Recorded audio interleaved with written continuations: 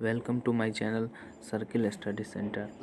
आज हम लोग भूगोल स्टार्ट करने जा रहे हैं। भूगोल का ये पहला अध्याय है जिसमें भारत के सामान्य परिचय दिया हुआ है, जनरल इन्फॉर्मेशन और छोटी छोटी बातें हैं जहाँ से हम लोग को एक छोटी छोटी क्वेश्चन भी हमेशा 1-2 क्वेश्चन इस टॉपिक से हमेशा ही हर एक एग्ज़ाम में आ जाते हैं। तो आज हम लोग इसके बारे में ही पढ़ेंगे। तो शुरू करते हैं। भारत विषुवत रेखा के उत्तरी गोलार्ध में स्थित है। देश का विस्तार उत्तर से दक्षिण तक 3214 किलोमीटर और पूरब से पश्चिम में 2933 किलोमीटर है। भारत की स्थलीय सीमा की लंबाई 15,200 किलोमीटर और मुख्य भूमि की समुद्र तटीय सीमा की लंबाई जो है 6100 किलोमीटर है।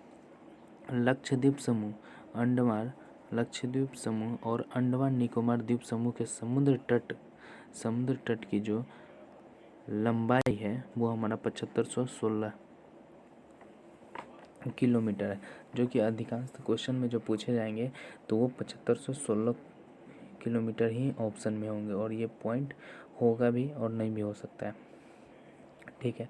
और भारत की स्थलीय सीमा जो लगती है वो अफ़गानिस्तान और पाकिस्तान को स्पर्श करती है, जबकि उत्तर में पाकिस्तान, चीन, नेपाल और उत्तर पूर्व में भूटान को तथा पूर्व में बांग्लादेश एवं म्यांमार देश को से मिलती है इसकी सीमा। उसके बाद भारत की जो सबसे लंबी सीमा है वो बांग्लादेश से लगती है। भारत की जो सबसे लंबी सीमा जो लगती है वो बांग्लादेश से लगती है और सबसे कम सीमा जो लगती है वो अफ़गानिस्तान से लगती है, जो कि मात्र 106 किलोमीटर है, जो कि मात्र 106 किलोमीटर लगती है अफ़गानिस्तान और भारत की सीमा। ठीक है। उसके बाद भारत और पाकिस्तान को स्पर्श करने वाले जो राज्य हैं, भारत और पाकिस्तान को जो स्पर्श करने वाले यानी टच करने वाले जो राज्य है वो हमारा यूटी भी है और कुछ स्टेट भी है।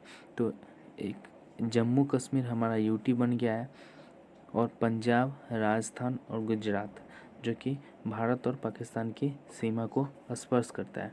भारत एवं अफ़गानिस्तान की सीमा को स्पर्श सिर्फ जम्मू कश्मीर ही करता है। उसके बाद भारत एवं चीन को स्पर्श करने वाला जो स्टेट है, भारत और चीन को स्पर्श करने वाले स्टेट जो है जम्मू कश्मीर है, हिमाचल प्रदेश है, उत्तराखंड है और सिक्किम और अरुणाचल प्रदेश है। भारत और चीन को स्पर्श करने वाले राज्य कौन कौन से हैं? ये हमारा जम्मू कश्मीर है, हिमाचल प्रदेश है, उत्तराखंड है, सिक्किम है और अरुणाचल प्रदेश है। और म्यांमार को स्पर्श करने वाले जो राज्य है वो हमारा है, म्यांमार को स्पर्श करने वाला राज्य कौन सा है? अरुणाचल प्रदेश है, नागालैंड है, मणिपुर है और मिजोरम है।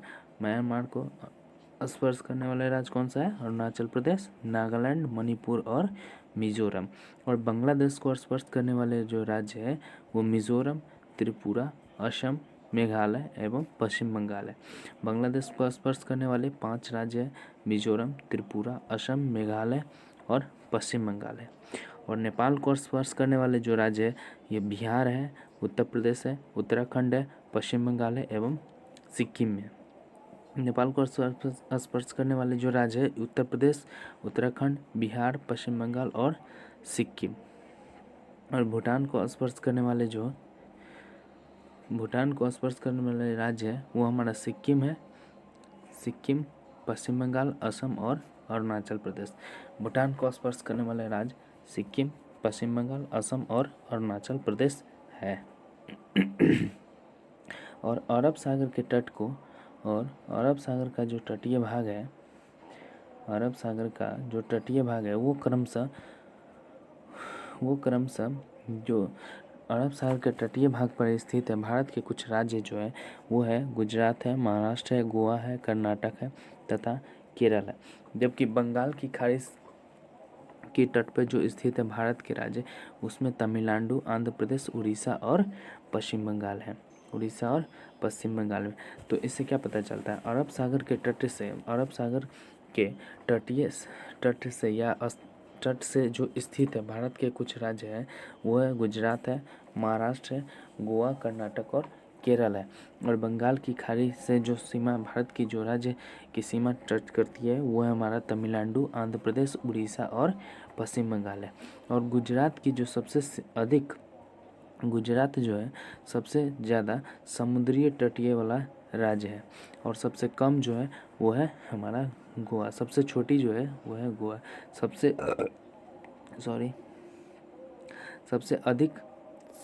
सबसे अधिक समुद्र तटीय सीमा वाला राज्य कौन सा है? तो वो हमारा गुजरात है। और सबसे कम यानी कि सबसे छोटी सीमा वाला समुद्र से जो सबसे कम लगता हुआ राज्य टच करता है वो हमारा गोवा है। ठीक है। और भारत का जो हम लोग समय का जो निर्धारण किया गया है वो इलाहाबाद के नैनी से किया गया। और इलाहाबाद कहाँ है? ये हमारा उत्तर प्रदेश में है। ठीक है। जिसका नाम इलाहाबाद है। ठीक है। इसका नाम अभी वर्तमान में इसका नाम हो गया प्रयागराज। वर्तमान में इसका नाम क्या हो गया है? प्रयागराज। ठीक है। जो कि पहले इसे इलाहाबाद के नाम से जाना जाता था, अब वर्तमान में इसे प्रयागराज के नाम से जानते हैं। और ये उत्तर प्रदेश से है। उत्तर प्रदेश के एक शहर है जहाँ नैनी से होते हुए एक 82 डिग्री 33 मिनट पूर्वी देशांतर रेखा जो है से होकर गुजरती है। वहीं से हमारा भारत का टाइम का भी निर्धारण होता है। उसके बाद भारत के दक्षिणतम बिंदु को हम लोग इंदिरा पॉइंट, भारत के दक्षिणतम ये हो गया हमारा नॉर्थ, ये हो गया हमारा साउथ, ये हो गया हमारा ईस्ट और ये हमारा हो गया वेस्ट। तो नॉर्थ क्या बोला? दक्षिणतम बिंदु को जो हम बोलते हैं दक्षिण बिंदु को, साउथ बिंदु को, इस बिंदु को बोलते हैं इंदिरा पॉइंट। इस बिंदु को हम लोग क्या बोलते हैं? इंदिरा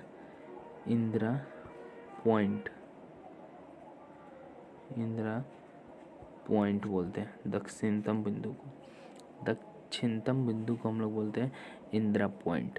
और ग्रेट निकोबार द्वीप समूह पर ये अवस्थित है।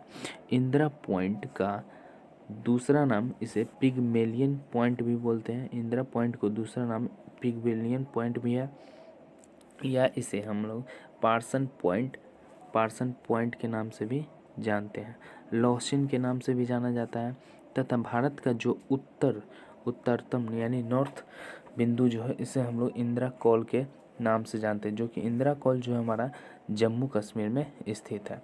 तो हम लोग क्या समझे कि भारत का जो दक्षिणतम बिंदु है उसे हम लोग इंदिरा पॉइंट बोलते हैं, जो कि कहाँ अवस्थित है? वो ग्रेट निकोबार द्वीप समूह में अवस्थित है। और इस इंदिरा पॉइंट का पिगमेलियन पॉइंट या पार्सन पॉइंट या लॉस चिन्ह के नाम से भी जाना जाता है। और भारत का उत्तरतम बिंदु जो इंदिरा कॉल है, जो कि जम्मू कश्मीर में स्थित है। तो इंदिरा पॉइंट हमारा ग्रेट निकोबार द्वीप समूह में अवस्थित है और जम्मू कश्मीर में हमारा इंदिरा कॉल पॉइंट स्थित है। और भारत का पश्चिमी बिंदु जो है राजहर सर्करिक गुजरात में है। और पूर्वी बिंदु वालंगू जो बोलते हैं वो अरुणाचल प्रदेश में। और मुख्य भूमि की दक्षिणी सीमा जो लगती है वो कन्याकुमारी से लगती है, जो कि गुजरात में है, जो कि हमारा गुजरात में है। अंडमान एवं निकोबार द्वीप समूह जो है उसका जो मरकत द्वीप, वो जिसे हम लोग एमरोल्ड आइलैंड के नाम से भी ये प्रसिद्ध है। एमरोल्ड आइलैंड के नाम से प्रसिद्ध है। अंडमान एवं निकोबार द्वीप समूह मरकत द्वीप के नाम से भी प्रसिद्ध है और इसे हम लोग एमरोल्ड आइलैंड के नाम से भी जानते हैं। लक्षद्वीप में लक्का द्वीप या मिनी क्वाय और अमनी द्वीप प्रमुख है। लक्षद्वीप में एक लक्का द्वीप, दूसरा मिनी क्वाय और तीसरा जो है अमिनी द्वीप प्रमुख है, वहाँ पाए जाते हैं। पांडिचेरी का नाम अब बदल के उसे पुदुचेरी के नाम से जाना गया है। और ये हमारा एक केंद्र शासित क्षेत्र है। ये पुदुचेरी जो है हमारा एक केंद्र शासित क्षेत्र के अंतर्गत आते हैं। और माहे जो कि केरल में पाया जाता है, कराईकल तमिलनाडु में है और यमन आंध्र प्रदेश में स्थित है। माहे जो है पुदुचेरी एक केंद्र शासित क्षेत्र के अंतर्गत जो आते हैं उसमें माहे केरल में आता है, कराईकल तमिलनाडु में और यमन आंध्र प्रदेश में स्थित है। भारत और चीन के बीच के सीमा को हम लोग मैक मोहन बोलते हैं। भारत और चीन की सीमा को हम लोग क्या बोलते हैं? मैक मोहन बोलते हैं। भारत और चीन के बीच की सीमा को हम लोग मैक मोहन बोलते हैं, जो कि अरुणाचल प्रदेश के साथ चीन के सीमा से स्पर्श करती है। जो कि अरुणाचल प्रदेश के साथ भारत के राज्य अरुणाचल प्रदेश के साथ चीन की सीमा को स्पर्श करती है। तो हम लोग क्या जानते हैं? भारत और चीन के बीच की सीमा को हम लोग किस नाम से जानते हैं? तो मैक मोहन रेखा नाम से जानते हैं। और भारत और पाकिस्तान के बीच की रेखा को हम लोग रेड क्लिफ रेखा के नाम से जानते हैं। ठीक है, भारत और पाकिस्तान के बीच में एक रेड क्लिफ रेखा है एवं पाक जल डमरू मध्य श्रीलंका को भारत से पृथक करती है। भारत और श्रीलंका के बीच में एक पाक जल संधि हुआ था। भारत और श्रीलंका के बीच में पाक जल संधि हुआ था। ठीक है, जो कि पाक जल संधि किसके बीच में हुआ था? तो भारत और श्रीलंका के बीच में हुआ था। भारत और पाकिस्तान के बीच में कौन सी रेखा है? तो रेड क्लिफ रेखा है। और भारत और चीन के बीच में कौन सी रेखा सीमा बनाता है या सीमा है? तो वो हमारा मैक मोहन। किस राज्य के साथ चीन टच करता है? तो ये हमारा अरुणाचल प्रदेश के साथ टच करता है। तथा ग्रेट चैनल इंडोनेशिया के सुमात्रा द्वीप और ग्रेट निकोबार द्वीप को पृथक करता है। ग्रेट चैनल जो है वो इंडोनेशिया के सुमात्रा द्वीप को और ग्रेट निकोबार के द्वीप को पृथक करता है। देश में सबसे ज़्यादा जिला यूपी में, उत्तर प्रदेश में। देश में सबसे ज़्यादा जिलों की जो संख्या है वो हमारा उत्तर प्रदेश में है। उसके बाद तहसीलों की सर्वाधिक संख्या जिसे हम लोग थाना बोलते हैं, थाना की जो सबसे ज़्यादा संख्या है वो है आंध्र प्रदेश में, जो कि आंध्र प्रदेश में 1125। लेकिन आंध्र प्रदेश को 2 भागों में विभाजित कर दिया गया है। ठीक है, आंध्र प्रदेश से अलग होकर एक तेलंगाना राज्य बना है। तेलंगाना राज्य बना है, जो कि 2014 में बना है। इसकी राजधानी जो है तेलंगाना में ही एक नए हाईकोर्ट का निर्माण हुआ है, अमरावती हाईकोर्ट, जो कि 25वां नंबर का है। और पहला नंबर का है जो हमारा वो कोलकाता में। फर्स्ट नंबर का हाईकोर्ट जो है हमारा वो कोलकाता में है। और 25वां जो कि लास्ट है वो अमरावती हाईकोर्ट जो है वो हमारा तेलंगाना में बना हुआ है। उसके बाद आगे देखते हैं, देश में सबसे ज़्यादा नगरों की जो संख्या है, सबसे सर्वाधिक संख्या वो भी उत्तर प्रदेश राज्य में है। ठीक है, और गाँवों की सर्वाधिक संख्या भी उत्तर प्रदेश राज्य में ही है।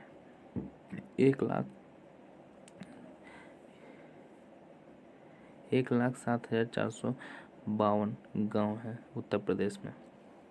और भारत की सबसे ज़्यादा स्थलीय सीमा जो लगती है वो बांग्लादेश के साथ लगती है, 4096 किलोमीटर तक की। ठीक है, कोई भी पेपर में एग्जैक्ट वैल्यू ही पूछा जाएगा, ये पॉइंट याद रखना ज़रूरी नहीं है। इतना याद रखिए कि बांग्लादेश के साथ जो भारत की स्थलीय सीमा है वो 4096 किलोमीटर की है। और सबसे कम जो लगती है वो अफ़गानिस्तान की है। मैंने शुरू में ही बताया था 106 किलोमीटर की है, जो कि अफ़गानिस्तान के साथ टच करती है।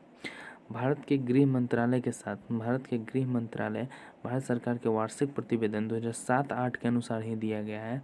उस समय भारत के कुल 17 राज्य इसके पड़ोसी देशों की सीमा से लगे थे। गृह मंत्रालय भारत सरकार के वार्षिक प्रतिवेदन 2007-8 के अनुसार भारत के कुल 17 राज्य पड़ोसी देशों की सीमाओं से लगे हैं।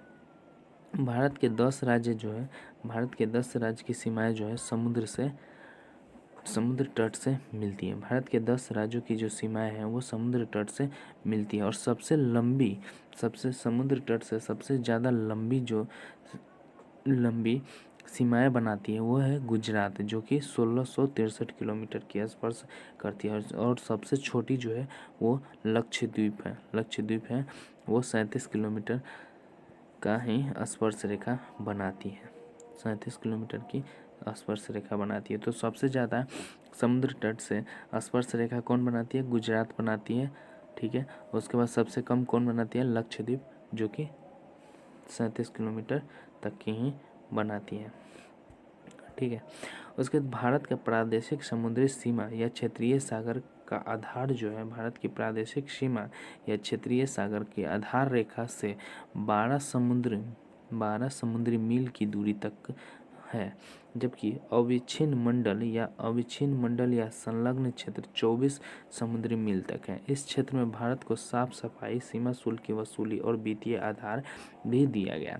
भारत का एक प्रादेशिक क्षेत्र समुद्री सीमा या क्षेत्रीय सागर आधार में से 12 समुद्री मील की दूरी तक दिया हुआ है, जबकि इसे अविच्छिन्न मंडल या संलग्न क्षेत्र में 24 समुद्री मील तक दिया हुआ है। इस क्षेत्र में भारत का साफ सफाई, सीमा शुल्क की वसूली करना है और वित्तीय आधार पर भी इनका वर्चस्व है। उसके बाद है देश का जो अन्य भाग है उस पे देश का अन्य आर्थिक क्षेत्र का जो रेखा है वो 100 समुद्री मील तक है, जिसमें भारत के वैज्ञानिक अनुसंधान व नए द्वीपों का निर्माण, प्राकृतिक संसाधनों के विदोहन की भी छूट मिली हुई है।